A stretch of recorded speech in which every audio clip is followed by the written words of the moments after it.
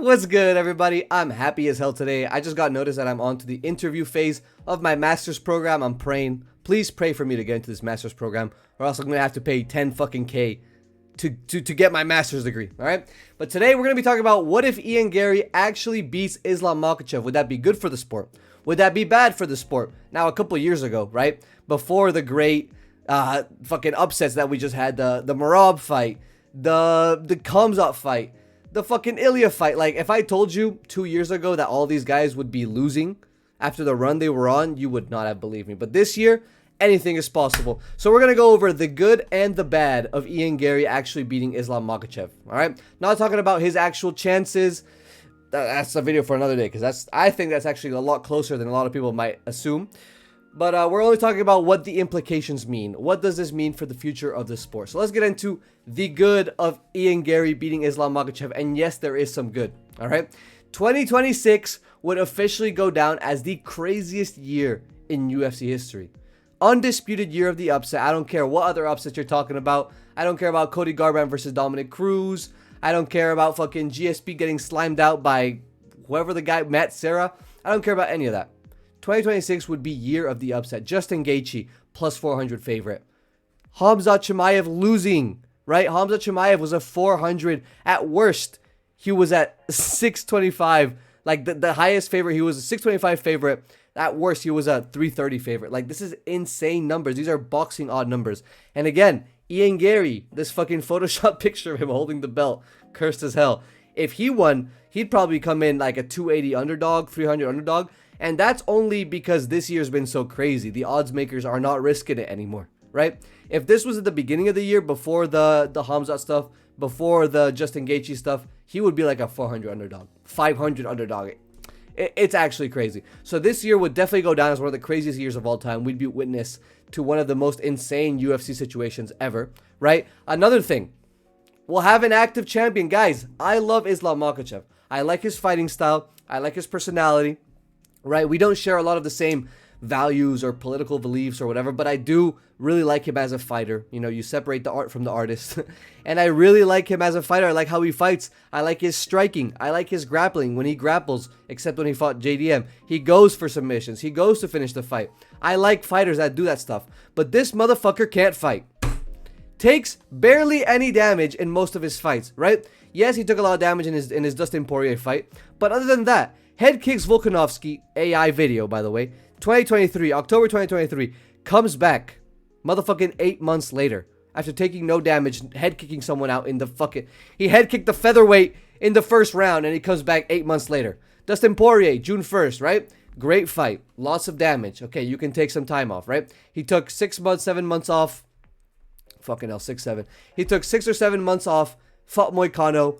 And we're like, all right, you know, that time off is okay. You took a lot of damage. Fights Moicano, submits him. Not even a striking match. Submits him in the first round with a Darce choke. And then comes back in November. He comes back 11 months later. Are you sick in your head against JDM? And then again, takes no damage. And we have not seen this motherfucker since. November, we are now in July. Basically July of 2026. And this guy, and we have not sniffed this guy. It's been 7 months. Bro, please. It's been 8 months, actually. Please lock in. You didn't take any damage against JDM. All right? We'll have an active champion if Ian Garry fights. I mean, assuming he doesn't get injured, assuming, you know, he stays the same as he is right now, he'd probably fight, you know, he'd fight Islam Makhachev. If he wins, there'll be an immediate rematch, probably 5 or 6 months later, depending on the damage. And then he'd probably fight Protes, right? Rematch with Protes, assuming he wins the second Islam fight. Like, we'll have an active champion, Ian Garry. Even if his reign only lasts one fight, and Islam Makhachev slams him out in the rematch, that'll be an active fight. Like, we'll have that probably in the same year, or early, right? Early 2028. 2027, sorry. That's one of the good aspects of having Ian Garry as a champ. Now, another good thing is that I actually think the matchups with the rest of the welterweight division are way better with Ian Garry than with Islam. And this has to do, like, this is not a critique on Islam being boring. I just think he is much more dominant, right? I'd pick him to destroy JDM in a rematch. Is Sean Brady. I feel like Islam is just a better version of Sean Brady everywhere. Against Michael Morales, I think he'd very easily get him down. We haven't seen Michael Morales' grappling get tested. Against Protes, I think he'd take him down. Protes is very prone to like let people take him down, and you cannot do that against Islam Makhachev.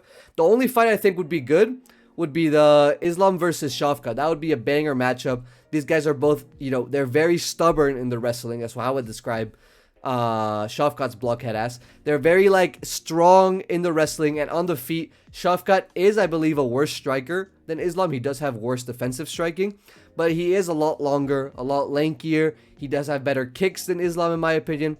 So it would be very interesting. I would really enjoy seeing that matchup, and it would be very hyped to see it with all my Kazakh homies, right? Ian Garry, that's the only fight I wouldn't care about seeing. Ian Garry versus Khamzat rematch. I don't really care, right? Khamzat was injured going to that fight. He still beat him. Yes, there was a couple close moments, whatever. I'm a Khamzat laser. But I'd love to see Ian Garry in the rest of these fights. Ian Garry versus JDM, I think, would be super interesting. I don't think Ian Garry would be able to get JDM down, so I think it would be a striking matchup for most of it. Ian Garry against Brady, I think Ian would be keeping Brady at length. He would be able to, like stuff most of the takedowns. I do think Ian Garry would win that fight, but it would be interesting because on the ground, similar to like what we think of Islam Makhachev now, there would be a lot of danger in there for Ian Garry. Michael Morales, two fucking beasts going at it, right? And Carlos Prates, the Michael Morales and Carlos Prates fights, even if it's a rematch for CP, I love CP. It is very interesting to see these long, lanky, like mutants of the sport go at it. These guys are both super lanky strikers. Michael Morales looks enormous in there, even though he's not actually that tall. I've seen him next to one of my MMA coaches at my gym. He's not that tall, but he just feels enormous in the gym and big. He's a big welterweight, right? My next point is a very important point to me as a Spanish casual as well. Agendas can be pushed. So if Islam Makhachev loses, every unbeatable fighter in the sport will have lost. Merab lost, right? He looked unbeatable. Got slimed out by Petr Yan. Ilia Topuria, Khamzat Chimaev, right? And now Islam Makhachev. There's literally no one else, right? I wouldn't classify right now Shavkat as an unbeatable fighter because he's not in the sport. I wouldn't classify... What other undefeated guys we have? I wouldn't classify Michael Morales as an unbeatable... Like, these guys do feel beatable. Every guy that has this aura of invincibility would have gotten slimed out, right? Translating, what does this mean for us? Agendas with Ilia and Khamzat can be pushed. These losses don't look as bad. If Khamzat and Ilia lost, that loss does not look as bad if Islam Makhachev also loses this year. We can be like, hey man, the year's cursed. It's the year of the underdog. All of these guys lost. We can kind of just forget about it, Like next year, everyone starts getting wins again. Khamzat Chimaev beats Kyle Bohayo. And Ilia Topuria goes out and slams Paddy Pimblett, and like we can start pushing agendas again. I wouldn't be mad at that at all. That would be a big bonus point for me, especially, right? In the case of Islam Makhachev losing. And lastly, one less fighter for the bandwagon fans. Now, every time I make a video about any Dagestan fighter, these motherfuckers are in my comment sections. All right, shout out to you guys. But if Islam loses, you guys only got Khabib now, bruh. You guys only got this fat fucking retired man now because everyone else is cooked, right? You guys, I know you guys, you don't like Islam as much as you like Khabib because he has that one fluke loss to like Adriano Moraes or whatever that guy's name was early in his career. But if he loses, it's gone, bro. Khamzat's gone. Islam's gone. Fucking, I don't know who else you were, if you were going for whoever. Umar's gone. It's only Khabib, brother. Your time has come. There's no running, brother. It's only Khabib now. They can only get behind this guy and like have his legacy of beating Justin Gaethje and fucking Dustin Poirier and all these guys. Like this is all you got. All right? Now, on to the bad, right? What is the bad? Like, what are the bad consequences of Ian Garry actually beating Islam Makhachev? Now, the first one I believe is very, very obvious. We have Ian Garry as a champ of the sport. I know this could mean a lot of things, but let me tell you, let me make it real clear. Ian Garry's fucking annoying. So, on the mic, I don't think I've heard a more annoying UFC fighter. Maybe Paddy Pimblett's up there. I also don't like that guy. Maybe Josh Hokett, but at least you can tell Josh Hokett is doing it for the bit. Ian Garry, you can tell this man grew up getting bullied on Modern Warfare 2, right? Like this is the type of speeches he gives on the mic. Just give off the energy that, hey man, it's all right. You don't gotta try. You're a good fighter. you don't have to speak. You know, take a page out of whoever's book, bro. Take a page out of fucking, I don't know, Carlos Ulberg. Just shut the fuck up, right?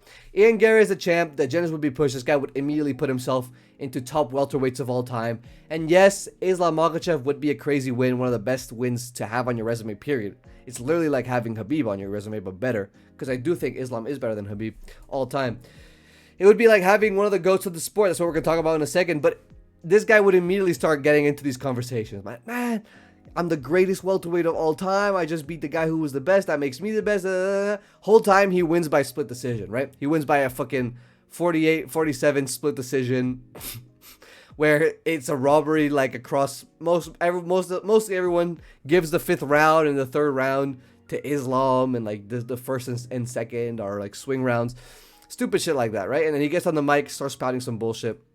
But that would be obviously one of the worst consequences of Ian Garry winning. Another one would be that the argument for Islam Makhachev to be the GOAT, which is something I'm pushing very heavily, especially because I fucking hate Jon Jones with a passion, that would probably die a little bit, right? If we're honest, Islam Makhachev, you can't lose to Ian Garry, my brother. Like, if we want to push the agenda that Islam is the GOAT of the sport, he has 2 wins over Volk, win over Dustin Poirier, he had a win over Charles Oliveira that's aging super well, Renato Moicano, who else? He had a win over, I don't know, Dan Hooker on the come up. Like, we want to push this agenda. This guy is going out there, has great wins. He's beating the best guys. You know, he defended against a champ down at featherweight twice. He beat the guy who was on a crazy run, Charles Oliveira. Like, we want to push these agendas, and we want to, you know, take away the arguments for Jon Jones. But if he loses to Ian Garry, it's over, bro. I can't push. Not even I can push the agenda. All right. He'd have to come back, beat Ian Garry. He'd have to move up to middleweight, slime out Khamzat, slime out DDP. He'd have to do some crazy stuff for the argument to reignite again. Because for a lot of guys, Jon Jones is undefeated, right? I do believe he lost that Reyes fight. The first Gustafsson fight, I do think Jones won, but it's very close. And he had the DQ loss to Matt Hamill, whatever, but Islam needs to win this fight against Ian Garry for this conversation to have any weight whatsoever, all right? And my final issue is that any possible fight with Ilia, you know, now you guys might think that it's really over because Ilia lost to Justin Gaethje, but I honestly think Ilia comes back, beats Paddy Pimblett, Justin Gaethje retires, or he gets a rematch with Ilia. Ilia beats him, maybe fights one more time, moves up to welterweight. If Islam's still the champ over there, hasn't retired yet, I could see that being like a fight that we see in the future. And I have not switched up. I do still think this would be one of the best fights of all time. And the other issue, any chance at us getting a triple champ in this lifetime is so over.